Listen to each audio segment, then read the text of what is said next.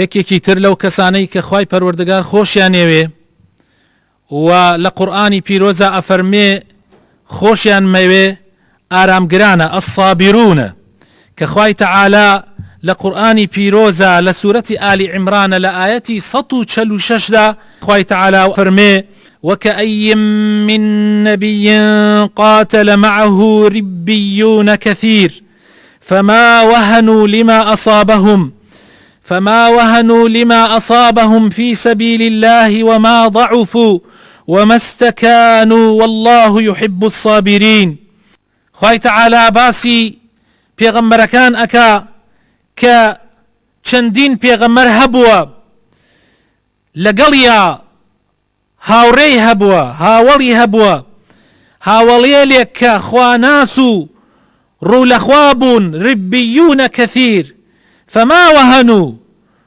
هیچ خاو خلیجیان توش نەبووە هیچ ساردی و سستیەکیان توش نەبووە لما ئەصابهم في سبيل الله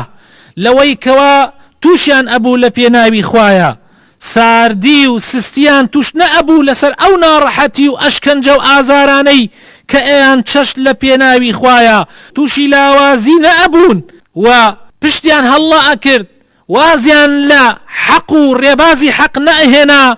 و خوای گەورەیش ئارامگرانی خۆشە بێ والله يحب الصابرين و خوای گەورەش ئەو کەسانەی خۆشە بێ کە لەسەر ڕێبازی حەق و ڕاستی بەردەوامن و ئارامگرن و خۆگرن. بەڕاستی خۆشەویستەکانم ئارامگرتن و خۆگرتن یەکێکە لە صفاتە هەرە گەورەکانی ئیماندار. هەموومان پێویستمان بە سەبر و ئارامگرتنە. هەموو کەسێک لەم ژیانە پێویستی بە سەبر و ئارامگرتنە. یعنی هەر کەسێک لەم دنیاە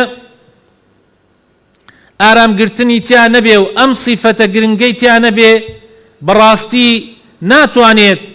لە ژیانە بژێ ژیانێکی مسلمانانە. تۆ خۆت بۆ خۆت پێویستت بە ئارامگرتنە وەکو نەفسی خۆت کە بیگریتەوە لە حرام و لە تاوان پاشان ڕایشی بێنی لەسەر تاعەت و عیبادەتەکان. بۆ نمونە لای کەمی تۆ پێویستت بەوەی هەیە کە ڕۆژی 5 جار کە نوێژەکەی پێویستە بتوانی لەسەر ئەو نوێژە و لەسەر ئەو تاعەتە ئارام بگری. هەروەها ڕۆژوگرتن ئەسڵەن ڕۆژوگرتن بە سەبر ناوبراوە چونکە ئەگەر کەسێک نەتوانێ ئارام بگرێ ناتوانێ بەردەوام ببێ لەسەر ڕۆژوگرتنەکەی. هەروەها لە ماڵەوە تۆ لەگەڵ خێزانتە لەگەڵ هاوسەرەکەتە پیاو لەگەڵ ژنەکەیە پێویستە ئارام بگرێ لەسەر هەندێک کەم و کورتی کە ئەیبینێت لە خێزانەکەی. و هەروەها بە پێچەوانەشەوە ژن لەگەڵ پیاوەکەیە پێویستە ئارام بگرێ لەسەر هەندێک صفات و طبیعەت کە لە پیاوەکەیە هەیە. بەرامبەر بە مناڵەکانت لە پەروەردەکردنی مناڵە ئینسان ئەگەر ئارام نەگرێ ناتوانێ بەردەوام ببێ. خوای تەعالا لە قورئانی پیرۆزە بە پێغەمبەرەکان و پاشان بە مسلمانانیش ئەفەرمێ وأمر أهلك بالصلاة واصطبر عليها. يعني ئەمریان پێ بکەن نوێژ بکەن و ئارامیش بگرە لەسەر ئەو ئەمرەی کە پیان ئەکەی. هەروەها تۆ ئەگەر مۆزەفی لە دائیرەیەکە تۆ ئەگەر دوکاندارێ بی تۆ ئەگەر هەر کاروبارێکت هەبێ لەم ژیانە پێویستت بە ئارامگرتنە. ئەگەر ئارام نەگری ناتوانی تا سەر بیبەی. زۆرێک لەوانەی کە دوکان دانن بۆ نمونە من برادەرێکم چێشتخانەیەکی دانا 3 مانگ بەردەوام بوو لە شوێنێکا لەسەری دوای ئەوە هەڵی گرت تەحملی نەکرد نەیتوانی بیباتە سەر چونکە ماوەی 3 مانگ تو هەر خەڵک بە تەواوەتی ناتناسێ تەحملی نەکرد لەو شوێنە هەڵی گرت بردێ شوێنێکی تر وابزانم هەفتەیە بەردەوام نەبوو لەسەری. دوای ئەوە لەوێش بردێ شوێنێکی کە یەک ڕۆژ بەردەوام بوو لەسەری لەوە داوازی هێنالی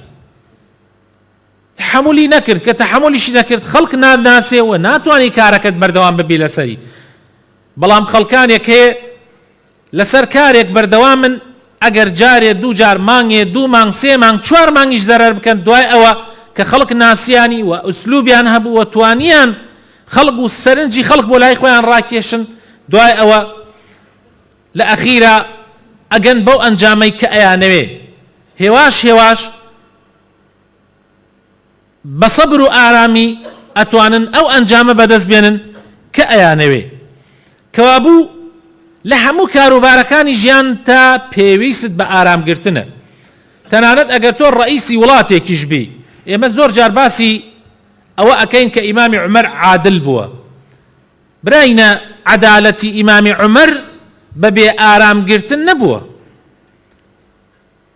تۆ بچووکترین کار ها لە ژێر دەستا چەند نەفەرێکی کەم یا هەر مناڵەکانی خۆت لە ماڵەوە سەیرەکەی چەندی عادل بی تووشی دەیەها کێشە ئەبی لەگەڵیانە جاری وایە ئیستیغلالی عەدالەتەکەی تۆ ئەکەن بۆ ئەوەی خراپەکار بن